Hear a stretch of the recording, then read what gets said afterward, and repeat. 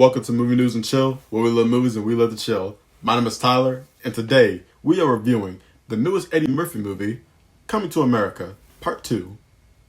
Coming to America, Part 2 is the sequel taking place 30 years after the previous film, where Prince Akeem, now known as King Akeem, has found out he has an estranged son in America, where he must bring him back to Zamunda to claim his birthright. Starring Eddie Murphy, Arsenio Hall, Jermaine Fowler, and Wesley Snipes. My reviews are usually non-spoilers, that way you can get a chance to either check it out in theaters, or in this case, Amazon Prime. First things first, I want to acknowledge that, of course, the first Coming to America was one of Eddie Murphy's most popular films, like back in the 80s.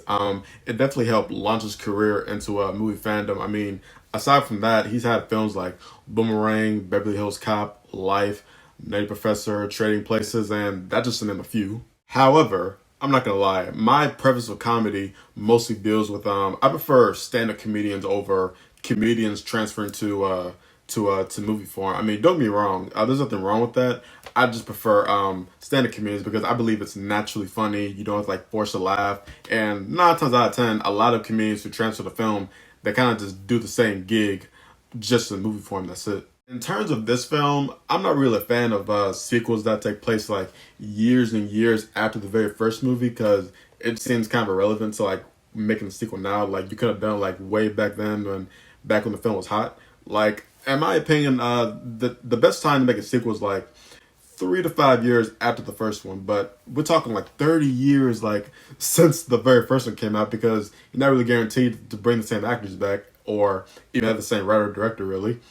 And I don't know. I just don't like the idea of it doing that. I mean, 9 times out of 10, the first film will always be superior compared to a sequel. Actually, now Coming to America 2, it has the biggest cast I've ever seen. Not only do you have the original cast from the original film, but now you have this whole group of new cast members, and not to mention the cameos too. It's so many cameos that you not see from the trailer actually.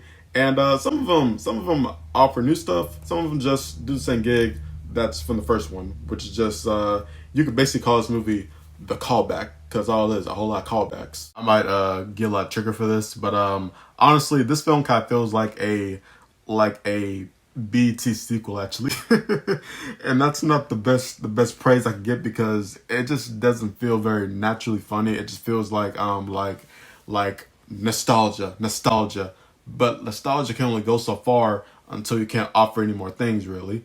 And like I said, the new cast try to do what they can do, but other than that, it's just almost a replica of the first film. If the first one didn't exist, this film really wouldn't work that much. Almost you could call it a Black Panther parody.